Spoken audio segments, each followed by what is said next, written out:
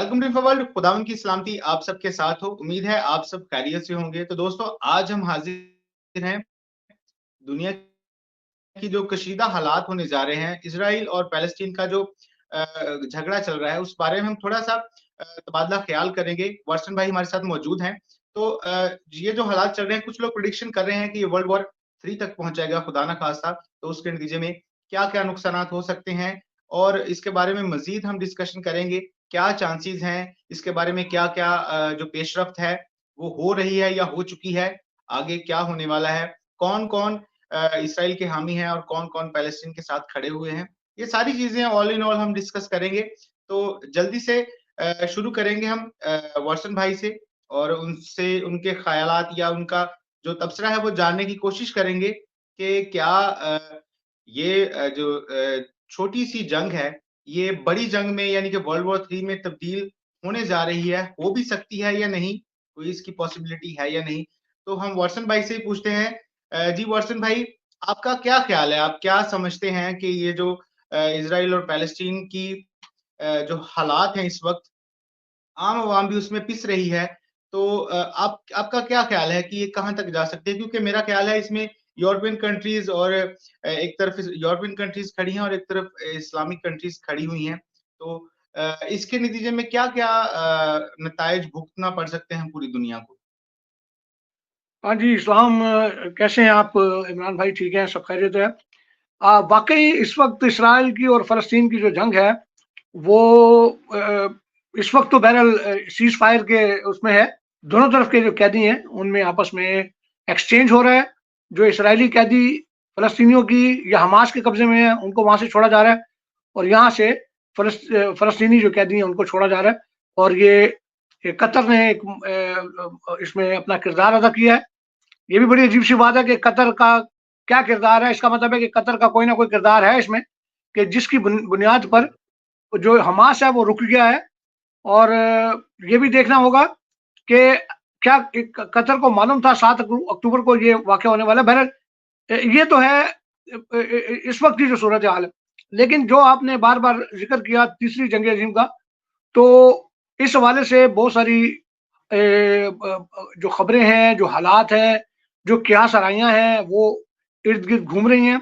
दुनिया इस बात पर यकीन करने लगी है कि ये जो जंग है, ये तीसरी जंग अज़ीम की तरफ बढ़ रही है। मेरा अपना भी ज़ाती यही ख़्याल है कि ये एक ऐसी सूरत हाल है कि जैसे वो आपने देखा होगा पाकिस्तान में ऑयल टैंकर जो है वो कभी कहीं स्लिप हो जाते हैं, गिर जाते हैं, तो बहुत बड़ी आग लग जाती है और फिर आपने देखा एक दफ़ा 200-250 लोग मर भी गए। इस जंग के हवाले से जो ऑयल टैंकर है वो गिर चुका है, सिर्फ उसमें चिंगारी की ज़रूरत है और वो छोटी-सी चिंगारी है, वो इसे एक बहुत बड़ी आग में तब्दील कर सकती है, जिससे पूरी दुनिया जो है वो इस जंग में मुतासिर हो सकती है। अच्छा सर, जंगें तो बहुत सारी हुई हैं पाकिस्तान, इंडिया के दरमियान भी और भी बहुत सी कंट्रीज़ हैं जो आपस में नोक-झोंक चलती रहती है। लेकिन इस जंग को लेकर आपको क्या लगता है, क्या इसके पीछे शवाहिद हैं? क्या इसके पीछे फैक्ट्स हैं जिससे पूरी दुनिया को लग रहा है कि ये जंग शायद अब वर्ल्ड वॉर 3 का रूप ले ले? ये असल में जो बहुत सारी खबरें हम देखते हैं, उनमें ये बात आ रही है, क्योंकि हालात तो बहरहाल वो बन रहे हैं। लेकिन अब सूरत हाल ये है कि कुछ लोग उन फिलोसोफर्स का ज़िक्र कर रहे हैं, जैसे कि मास्टर नोस्ट्राडामस जो थे, माइकल नोस्ट्राडामस फ्रांस में पैदा हुए थे। उनकी पेशन गोइयाँ जो है वो इस तरह से हैं कि वो उनकी बहुत ज़्यादा पेशन गोइयाँ जो है वो सच साबित हुई। वैसे तो उन्होंने तकरीबन 943 पेशन गोइयाँ की हैं अपनी ज़िंदगी में। फ्रांस से इनका ताल्लुक था। 1503 में ये पैदा हुए थे। 1547 से उन्होंने पेशन गोइयाँ शुरू की और 1555 में इन्होंने अपनी किताब लिखी थी सेंचुरीज। उसके अंदर इन्होंने जो पेशन गोइयाँ की थी, बहुत सारी पेशन गोइयाँ सच साबित हुई हैं। उनमें से एक का जिक्र मैं आपको बताता हूँ।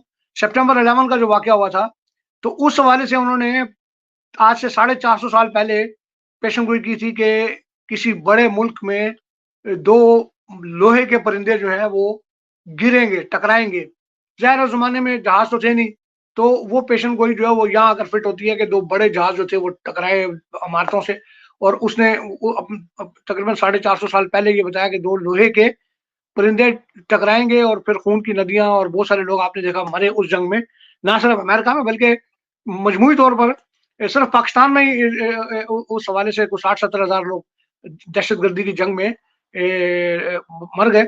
और फिर अफगानिस्तान में, इराक में आपने देखा, फिर पता नहीं कहाँ का।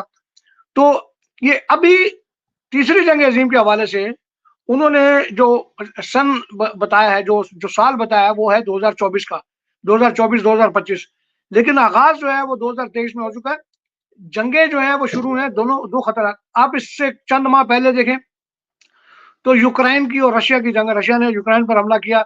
यूरोप जो है वो रूस से खौफजदा है, क्योंकि रूस एक ताकतवर मुल्क है, लेकिन रूस को मालूम है कि अमेरिका जो है वो वहाँ उनके साथ खड़ा है। हालांकि ऐसा नहीं है कि यूरोप बहुत कमजोर है। यहाँ नाटो का हेड ऑफिस है बेल्जियम में, और उसके बाद फिर खुद फ्रांस जो है वो न्यूक्लियर पावर है, और अपना बरतानिया जो है वो न्यूक्लियर, वो जो दुनिया के 5 ममालिक हैं, अमेरिका, रशिया, चाइना, फ्रांस और बरतानिया, तो उनमें से 2 ममालिक जो हैं वो तो ऑलरेडी यहाँ पर न्यूक्लियर पावर रखते हैं। और वो, लेकिन जंगे, जो तीसरी जंग अजीम है, उसका जो बुनियादी, जो उसकी जो बुनियाद है वो इस दौर में हो सकती है। जैसे मैंने अपनी बात में बताया कि ऑयल टैंकर गिरा है, उसके पास वो अब गिरा हुआ है, उसके पास कुछ छोटी सी चिंगारी भी उसे तबाह कर देगी, और उसकी तबाही के सिलसिले में हमारी जो दुनिया, अब नोस्ट्राडामस के बारे में मैं आपको बताता हूँ कि जो उसने तस्वीर पेश की है, नोस्ट्राडामस एक फिलोसोफर था, एक एस्ट्रोलॉजर था, और उसकी पेशन गोइयां जैसे कि मैंने बताया कि बहुत सारी सच साबित हुई। उसने इस जंग के हवाले से लिखा है कि जो जंग का आगाज है वो किसी एटमी हमले के नतीजे में होगा। उस जमाने में तो नहीं है, लेकिन चूंकि उसने नज्मों के जरिए से, अपनी शायरी के जरिए से कह लें, इस तरह की पेशन गोई की। फिर कुछ जो लोग हैं उन्होंने उसको डिकोड किया। अब वो डिकोड उन्होंने अपने तौर पे किया, लेकिन हम अपनी गुफ्तगू में उसे अपने तौर पे भी लेके डिकोड कर सकते हैं कि उसके मकासद क्या है। तो अगर आप देखें तो ये एक छोटी सी बात है कि इसराइल की जंग हो रही, आसपास के जो ममालिक हैं वो सारे इसराइल से तपे हुए हैं।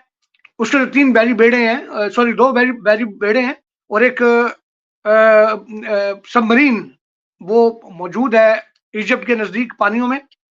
तो ये चीज खटक रही है बाकी 2 ममालिक को, जिनमें रशिया है और जिनमें चाइना है। चाइना ने तो बल्कि अमेरिकन बैरी बेड़ों के जो इलाके हैं पानी के अंदर, जो उनसे कुछ अरसे फासले पर अपने भी जंगी शिप हैं वो खड़े कर दिए। अब जाहिर है कि सूरत हाल ऐसी है कि किसी भी टाइम कुछ भी हो सकता है।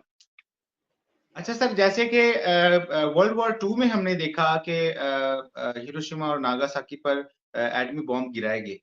आपको क्या लगता है कि अगर ये हमला होता है तो इसमें कौन पहले हमला कर सकता है? कौन, किसके आसार नजर आ रहे हैं कि कौन पहले वर्ल्ड वॉर 3 को शुरुआत कर सकता है, या फिर उसमें कितना नुकसान हो सकता है? क्या पॉसिबिलिटीज है? आपको क्या लगता है?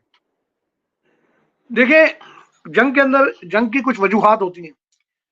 दूसरी जंग अजीम हुई, चल रही थी, फिर जापान ने अमेरिका को एक सोए हुए शेर को जगाया जब उन्होंने पर्ल हार्बर पर हमला करके उनके कई बैरी बेड़े, कई जहाज जो है वो तबाह किए, और बहुत सारे लोग, मेरे ख्याल 2000 से ज्यादा लोग चंद घंटों में मार दिए जापान ने। और फिर उसके बाद अमेरिका एक बफरे हुए शेर की तरह। आपने जिक्र किया हिरोशिमा और नागासाकी के एटमी उसका, 1945 में दुनिया के अंदर तमाम ममालिक में तकरीबन जंग बंद हो गई थी, तकरीबन सरेंडर कर दिया हिटलर ने। यहाँ पर जो नाजी फौजें थी वो सरेंडर करके सब कुछ, अगर कोई नहीं सरेंडर कर रहा था तो वो जापान था। और ये अमेरिका मजबूर हुआ, उन्होंने हिरोशिमा पर अटैक किया। उसके बाद चंद दिनों बाद फिर भी सरेंडर नहीं किया, तो चंद दिनों बाद नागासाकी पर हमला, एटमी हमला किया, जिसमें लाखों लोग मर गए। उसके बाद उसके शहनशाह ने, हिरोहितो ने वहां पर कब्जा किया। ये मेरे लिए एक इत्तेफाक कह लें, या मेरे लिए एक यादगार के तौर पे कि जब हिरोहितो मरा है 1989 में, तो मैं उस वक्त टोक्यो में था और मैं वहां रह रहा था। तो मेरे सामने हिरोहितो की, यानी 1945 को आखिरी सरेंडर के बाद, जापान ने जब आखिरी सरेंडर किया है, उस सरेंडर के बाद हिरोहितो ने फिर कभी अपनी जापानी अवाम से खिताब नहीं किया था। वो 89 में मर गया, लेकिन उसने कभी खिताब नहीं किया था। वो आखिरी खिताब था उसका जिसमें उसने सरेंडर करने का ऐलान किया था। हम आते हैं वापस इस जंग पर। जी। इस जंग के हवाले से जो खदशात हैं वो ये है कि हालांकि इसराइल के पास एटमी हथियार हैं, अमेरिका, चाइना, रूस सबके पास एटमी हथियार हैं, लेकिन यहाँ पर जो सूरत हाल लगती है, जैसे कि नोस्ट्राडामस ने कहा है कि इस जंग का आगाज किसी एटमी हमले से इसका आगाज होगा और उसके बाद पूरी दुनिया जो है एटमी हमलों में शामिल हो जाएगी। और उसकी पेशन गोइयों में यहाँ तक है कि जी तकरीबन 60 से 70 एटमी हमले होंगे, दुनिया के पता नहीं हजारों शहर सफा हस्ती से मिट जाएंगे और इतनी धूल होगी, इतनी गर्मी होगी, शिद्दत होगी एटमी हमलों से कि सूरज की जो रोशनी है वो हमारी जमीन तक मुश्किल होगा उसको पहुंचना और करोड़ों लोग जो है मर जाएंगे। अब ये सूरत हाल जो है वो उसको देखें तो हम अगर आज की सूरत हाल में इसको इसको डिकोड करें अपने लफ्जों में, अगर मैं इसको देखूं तो मुझे ये लगता है, क्योंकि इस वक्त आपने देखा होगा हमास कोई लीगल कन्वेंशनल फोर्स नहीं है, एक ग्रुप है, एक दुनिया से टेररिस्ट ग्रुप कहती। हजबुल्ला वो भी कोई कन्वेंशनल फौज नहीं है, लिबनान के ऊपर बैठी, लिबनान में बैठा हुआ एक अलग टोला है वो, और खतरनाक है, बल्कि लिबनानी फौजों से ज्यादा ताकतवर है वो, उनके पास हथियार है, हर चीज। फिर यमनी हुसी जो है उनको देख लें आप, जिन्होंने अभी कुछ जहाज वो शिप जो है उनको उन्होंने हाईजैक किया। ये अलग अलग ग्रुप हैं। अब ये इनकी प्रॉक्सीज लड़ रहे हैं, ईरान की खास तौर पर प्रॉक्सीज वॉर जो है वो लड़ रहे हैं। ये सब ईरानी है, ट्रेंड है, लेकिन ईरान खुलकर सामने नहीं आ रहा। अब होगा क्या, जो मुझे लगता है कि अगर अगर ये होता है, इनमें से कोई भी ग्रुप जो है वो कोई ऐसी हरकत कर जाएगा जिससे तीसरी जंग अजीम हो सकती है, क्योंकि जाहिर है वो तीनों ग्रुप जो है, हमास के पास तो खैर वो ताकत नहीं, लेकिन ये हजबुल्ला कर सकता है या हुसी जो है वो कर सकते हैं। वो ये कर सकते हैं कि क्योंकि यहाँ पर शैतानी हो रही है, रशिया जो है वो तंग है अमेरिकन पॉलिसी से, यूरोप से, चाइना भी इसी तरह। अभी जो मौशी सूरत हाल उसकी एकदम उसने टेक ऑफ किया था और आहिस्ता आहिस्ता फिर लैंडिंग की तरह वो आ रहे हैं, क्योंकि यूरोप ने कुछ कवानीन जो है वो ऐसे बनाए हैं। चलेंगे, एक अलग बहस है। अब ये दो ममालिक है, ये इस जंग में फ्यूलिंग का काम कर सकते हैं। वो जो ऑयल टैंकर गिरा हुआ है उसको चिंगारी लगा सकते हैं। इनमें से रशिया के ऊपर ज्यादा वो है कि रशिया जो है वो अपने उन एटमी मिसाइल्स को का जो लिंक है वो इन ग्रुप्स को या हुसीस को या हजबुल्ला के हैंड ओवर कर सकता है। और ये खबरों में है कुछ बातें कि उन्होंने ट्रेंड किया हुआ है उन लोगों को। और अगर कोई एक न्यूक्लियर मिसाइल जो है वो अमेरिका के किसी बहरी बेड़े पर गिर जाता है, गिरा देते हैं, या वो इसराइल के किसी शहर पर गिरा देते हैं, तो वो ट्रिगर करेगा इस पूरी जंग को। फिर ये हथियार जो है वो निकल आएंगे और उसके बाद फिर अच्छा, यहाँ पर दुनिया जो है वो दो हिस्सों में तकसीम होगी। एक तो अमेरिका और यूरोप जो है वो हमें नजर आता है कि वो साथ है, अमेरिका और यूरोप के अंदर वो आपस में ये एक एक ब्लॉक कह लें इसको, एक यूनियन कह लें इसको, ये मिल जाएंगे। एक तरफ एक तरफ तो रशिया एटमी हथियारों से लेस मुल्क है, चाइना एटमी हथियार और एटमी ताकत जबरदस्त किस्म की। ईरान के साथ इनके ताल्लुकात बहुत ज्यादा क्लोज हैं। ईरान जो है वो इस खिते में शैतानी कर सकता है, लेकिन ईरान का बहुत बुरा हशर होगा according to the master Nostradamus. उन्होंने जो तस्वीर कशी की है उसमें ईरान के हवाले से भी। अच्छा, अब यहाँ पर ईरान, चाइना, रशिया और मुसलमान कुछ ममालिक वो इकट्ठे हो जाएंगे। अब इनकी जंग जो है, क्योंकि इनके लिए टारगेट जो है वो इजी होगा, यूरोप का नजदीक है, अमेरिका तो दूर है। अमेरिका लड़ेगा अमेरिका के साथ, लेकिन ये यूरोप को तबाह करेंगे और बहुत बुरी तरह तबाह करेंगे, जो नोस्ट्राडामस ने अपनी पेशन गोइयों में कहा। स्पेन के हवाले से बताया कि स्पेन में 3 टुकड़े करेंगे वो। स्पेन के अंदर कतलोनिया जो है, कतलोनिया शायद, सॉरी मैं गलत प्रोनाउंस कर रहा हूँ, कतलोनिया, वो तो पहले ही स्पेन से अलहदगी इख्तियार करने के लिए अपनी तहरीक चला रहे हैं। ये उनको काटेंगे। ग्रेनेडा एक उसको तोड़ेंगे, मुसलमानों उस पर हुकूमत कायम करेंगे अपनी, और फिर ये यूरोप को कमजोर करेंगे। तो ये ऐसी जंग है जो और फिर क्योंकि उसके बाद फिर कोई वजह नहीं रह जाएगी क्योंकि अमेरिका के ऊपर ये ऑलरेडी हमला कर चुके होंगे, एटमी हमला जो है, या इसराइल के ऊपर, दोनों में से किसी पर भी हमला करेंगे, एटमी हमला, तो वो होगा। अब बात ये होगी कि जी वो हमने नहीं किया, जैसे ईरान है, हमने नहीं किया, ये हिजबुल्लाह ने किया, जबकि दुनिया को पता है कि हिजबुल्लाह को पालने वाला कौन है। या जी ये यमनी है, वो कहेंगे उन्होंने किया। कतर के आप काम देखें कि कतर के अंदर हमास के जो मेन लीडर है, वो कतर के अंदर बैठे हुए ये दहशतगर्दी कराते हैं, और कतर ने उनको पनाह दी हुई। तो ये जो जंग है, ये फिर इस तरह से फैलेगी, क्योंकि दुनिया को पता है कि कतर का क्या किरदार है। अरब ममालिक में जो दुनिया है, यहाँ शिया और सुन्नी रियासतों में भी तकसीम होगी, क्योंकि जो जिन ममालिक में शिया हैं वो ईरान के साथ खड़े होंगे। ईरान जो है ये सारी प्रॉक्सीज जो है वो लड़ रहा है, ईरान को तो तबाही होगी ईरान के साथ इन ममालिक में भी। लेकिन ये एक जो ये मेरी सोच है, जो हो सकता है गलत हो, लेकिन ये जो डॉक्टर नोटेस ने बातें की हैं, मुझे ये सच लगती हैं कि ये हो सकती हैं। अच्छा, इसमें एक और खातून है बाबा वेंगा के नाम से, वो बल्गारिया थी, बल्गारिया से ताल्लुक रखती थी, 1911 में वो पैदा हुई थी, और वो किसी हादसे में उनकी आंखें चली गई थी बचपन में, वो अंधी थी। उन्होंने बड़ी जो पेशेंट गोइयां की, उनकी पेशेंट गोइयां वो तो अभी हाल ही की बात है, 1996 तक वो जिंदा थी, मरी है 1996 में, बल्गेरियन थी, और बाबा वेंगा के नाम से। वैसे उनका नाम जो है बड़ा मुश्किल सा है, वंगीलिया सरोखावा गुस्तारफ ऐसे करके उनका नाम, लेकिन उनको बाबा वेंगा के नाम से जाना जाता है। हैरत अंगेज तौर पर बहुत अजीब बात है कि उनकी भी पेशेंट गोइयां जो है ये 2023, 24, 25 के हवाले से मास्टर नोटेस जो है, माइकल नोटेस, उनके बड़े नजदीक हो रही।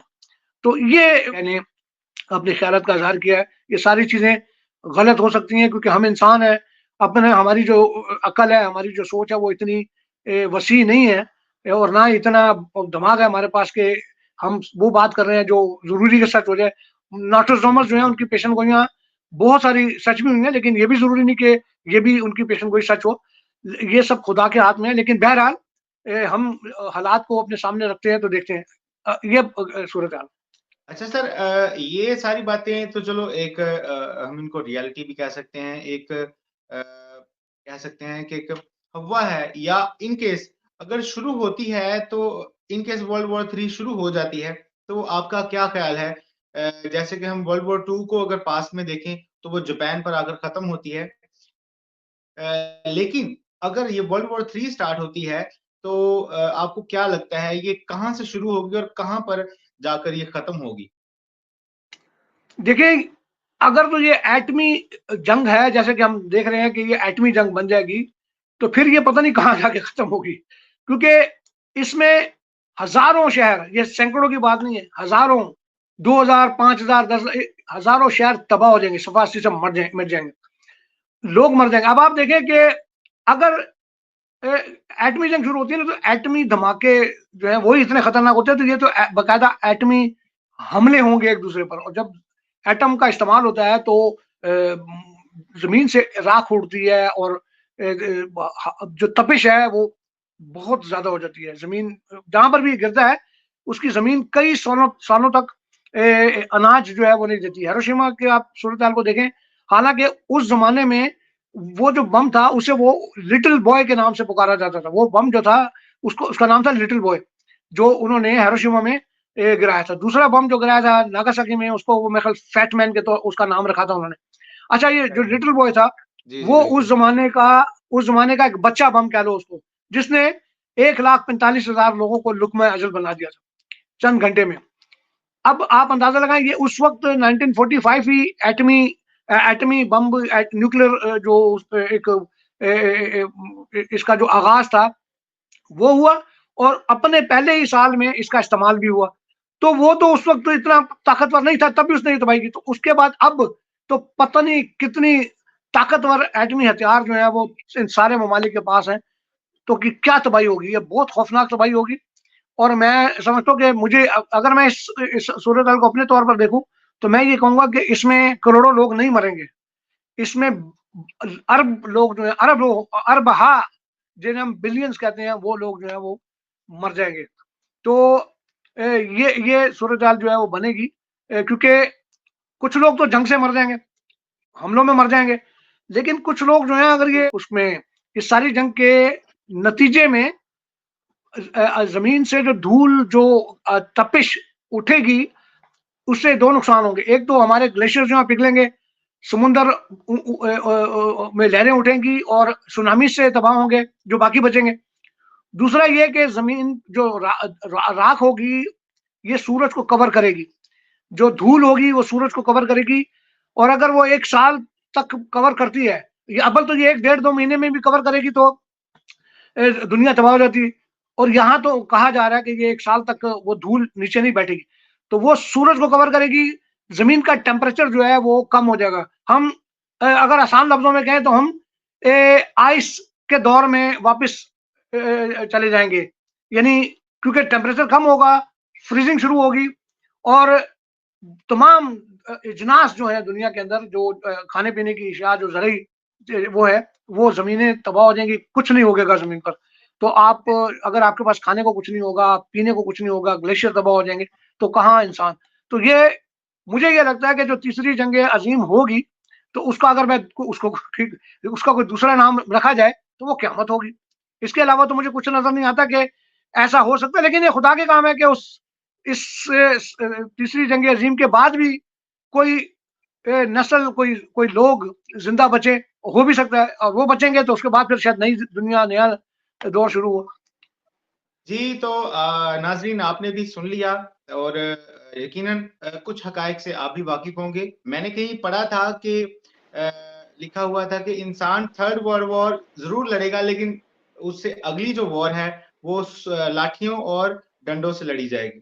तो उम्मीद करते हैं और दुआ करें कि खुदा हमें उस नागहानी आफ़त से बचाए रखे। तो अभी वर्ल्ड वॉर 3 को लेकर बहुत सारे सवालात बाकी हैं, जिनको हम अगली एपिसोड में ज़रूर डिस्कस करेंगे।